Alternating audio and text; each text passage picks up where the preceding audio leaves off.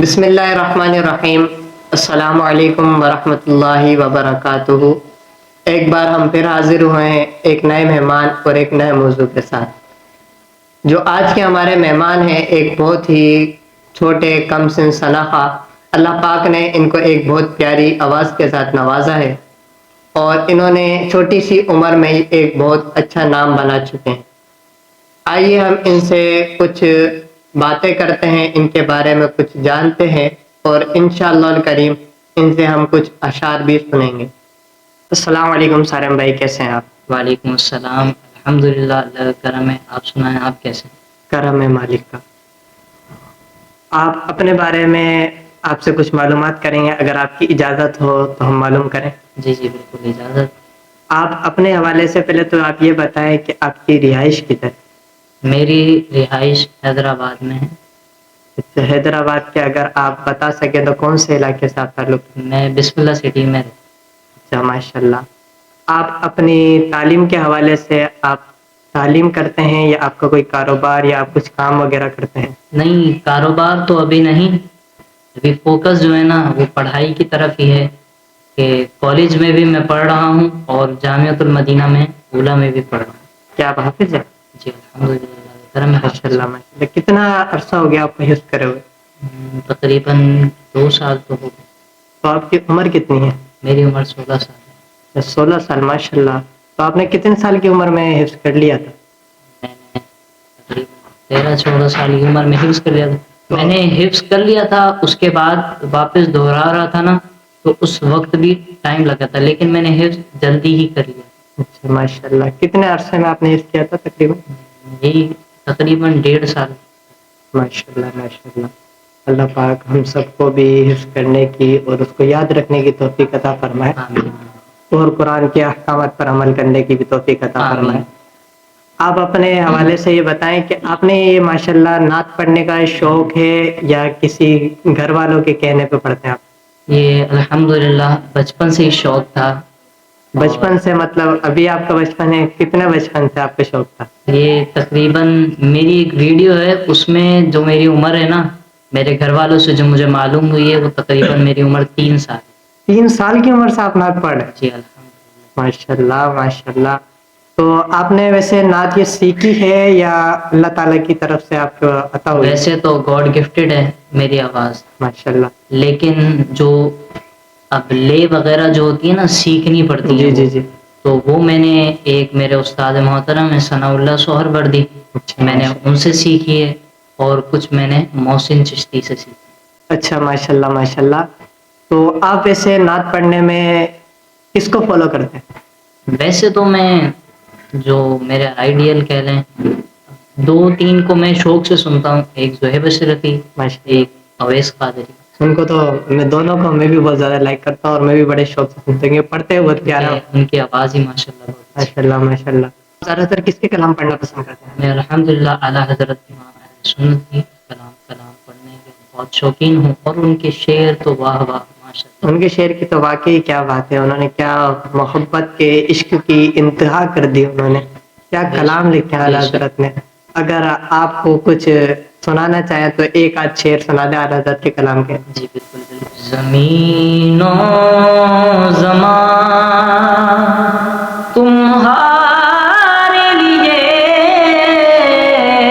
مکین و مکان تمہارے لیے، ہم آئے یہاں تمہارے لیے،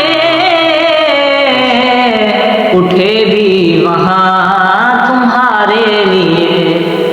واہ واہ ماشاء اللہ، کیا زبردست انداز ہے آپ کو، اور اعلیٰ حضرت کے شعر کی تو کیا ہی بات ہے۔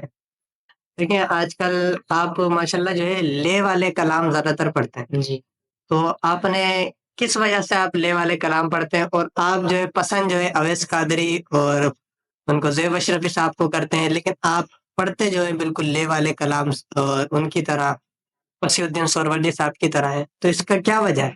اصل میں جو میں نے اسٹارٹ اپ لیا تھا نعت سیکھنے کا، تو جب میں نے پہلی دفعہ سے سیکھی ہے نا، وہی میں نے لے والی سیکھی ہے، جو میرے استاد سے ثناء اللہ سہروردی، انہوں نے میرے کو لے والی ہی نعت سکھائی تھی۔ اصل میں اس کا فائدہ یہ ہوتا ہے کہ اگر کوئی بندہ سیدھی سیدھی وہ جو نعتیں آج کل چل رہی ہیں نا، اگر ویسی پڑھنا سیکھ جائے نا تو وہ لے والی نہیں پڑھ پائے گا، اگر لے والی سیکھ لے گا تو دونوں پڑھ لے گا، تو یہ فائدہ ہے اس سے۔ ویسے نعت خواہ ہونے کے لیے کیا سیکھنا ضروری ہے؟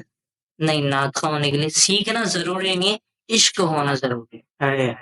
کیا ایک اور سوال، کیا نعت خواہ بننے کے لیے آواز کا بھی اچھا ہونا ضروری ہے؟ نہیں، میں نے ابھی جیسے عرض کیا عشق ہونا ضروری ہے، اب جو عاشق ہوتا ہے وہ تو اس کا کیا کہنا۔ یہ بات آپ نے بالکل صحیح کہی کہ نعت خواہ ہونے کے لیے عشق کا ہونا ضروری ہے، سوز کا ہونا ضروری نہیں۔ تو آپ سے کچھ سوال اور کروں گا میں کہ آپ کا سب سے فیوریٹ کلام کون سا ہے؟ میرے سب سے فیوریٹ کلام جو ہیں، ویسے تو بہت ہر کلام ہی فیوریٹ ہے، کیونکہ ہر کلام میں حضور کی تعریف ہوتی ہے۔ کیا بات کرنی، بے شک حضور کے کلام ہے تو ہمارے سب کے فیوریٹ، لیکن ایک دل کے ایک آرزو پسندیدہ کلام ہوتا ہے جو آپ زیادہ پڑھنا پسند کرتے ہیں۔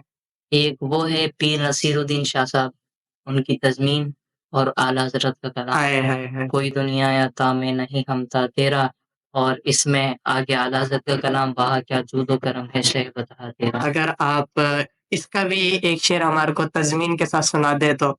ٹھیک، وہ والا شعر ہے نا کہ ان کی اوقات ہی کیا ہے، تضمین کے ساتھ سنا دے تو آپ؟ بشر ہونے کے ناطے تجھے خود سا جانے، اور کچھ محض پیامی ہی خدا کا جانے، ارے ان کی اوقات ہی کیا ہے کہ یہ اتنا جانے، میرے آقا فرش والے تیری شوکت کا علو کیا جانے، خسروا عرش پہ مڑتا ہے پھریرا تیرا۔ کیا بات ہے، یہ میرا بھی بہت زیادہ ایک فیوریٹ شعر ہے، کیونکہ بہت سے لوگ جو ہے حضور کو اپنی طرح مانتے ہیں، تو ان کے جواب میں ان کی ذلت کرتے ہوئے اعلیٰ حضرت نے جو شعر لکھا ہے نا، اعلیٰ حضرت کی تو کیا ہی بات ہے، اس لیے میرا بہت زیادہ فیوریٹ شعر ہے۔ آپ کا بھی فیوریٹ ہے یا؟ بالکل، جبھی تو میں نے آپ کو یہ بتایا تھا کلام بہت فیوریٹ ہے، اسی وجہ سے بھی زیادہ فیوریٹ۔ بالکل بالکل، اب ان لوگوں کا کیا کہیں کہ ان کی عقلوں پہ پردے پڑے ہوئے ہیں، وہ اس لیے جو ہے نا حضور کو اپنی طرح مانتے ہیں۔ بس کیا کہیں، بس اللہ پاک سب کو ہدایت عطا فرمائے۔ بس آپ سے ایک آدھ سوال اور تھا، اس کے بعد ہم آپ سے اجازت لیں گے۔ سوال یہ تھا کہ نعت خواہوں کے حوالے سے آپ کوئی پیغام دینا چاہے؟ میں بس یہی کہہ سکتا ہوں کہ بندہ نعت خواہ بنے، نوٹ خواہ نہ بنے۔ تو بڑا ہی پیارا جملہ ہے یہ، ہمارے مفتی اکمل صاحب بار بار کہتے ہیں کہ میں نعت خواہوں کے حوالے سے کہ نعت خواہ بنے، نوٹ خواہ نہ بنے۔ کیوں آج کل کیا اس طرح کا ہوتا ہے؟ جی اسی طرح کا ہو رہا ہے، کیونکہ لوگوں نے نعت کو نعت نہیں سمجھا، آج کل اس کو بزنس بنا لیا۔ لوگ اپنے محفل میں آنے کے لیے ہی کئی ہزار روپے لیتے ہیں، اور پھر اگر ان کے اوپر پیسے نہیں پھینکے گئے تو وہ ناراض بھی ہو جاتے ہیں۔ اللہ، کیا آپ نے ایسے کوئی معاملہ دیکھے ہیں؟ ویسے دیکھے ہیں میں نے، براہ راست تو نہیں دیکھے، لیکن ویڈیوز وغیرہ میں ضرور دیکھے۔ بس چھوڑیں، نام بھلے نہ لیں آپ، بس اللہ پاک ہم سب کو جو ہے عمل کرنے کی توفیق عطا فرمائے، اور شریعت و سنت کے مطابق زندگی گزارنے کی توفیق عطا فرمائے۔ بس میں آپ کا بہت زیادہ شکر گزار ہوں کہ آپ نے ہمارے کو وقت دیا۔ آپ کو اللہ پاک مزید ترقی اور برکت عطا فرمائے۔ آمین۔ بس آپ سے ایک سوال اور تھا کہ آپ نے رمضانوں میں ماشاءاللہ اتنے سارے چینلز پہ، اتنی ساری ٹرانسمیشنز پہ آپ گئے ہیں، تو آپ کو لے جانے میں، سپورٹ کرنے میں کس کا ہاتھ ہے ویسے تو میں کئی جگہوں پہ گیا تھا رمضانوں میں، لیکن اکثر کا کریڈٹ جو جاتا ہے نا، وہ جنید جاوید بھائی ہیں، انہوں نے بڑی سپورٹ کری تھی میرے کو آگے سے آگے لے جانے کے لیے۔ تو ایک سوال اور، کیا آپ کی نعت وغیرہ پڑھنے میں آپ کی فیملی سپورٹ ہے؟ جی بالکل، میری فیملی کی ہی سپورٹ ہے۔ اچھا فیملی کی ہی سپورٹ ہے. جی ماشاء اللہ. مطلب کوئی کبھی آپ کو اکثر ایسا بھی ہوتا ہوگا پروگرام میں آپ جاتے ہیں تو لیٹ نائٹ بھی ہو جاتے ہیں, جی کیا اس سے آپ کے گھر والے ناراض تو نہیں ہوتے؟ ہوتے ہیں کہ کیونکہ پھر میری پڑھائی ہے نا وہ ڈسٹرب ہو جاتی ہے. چلے چلے اچھا ماشاء اللہ ماشاء اللہ. ٹھیک ہے.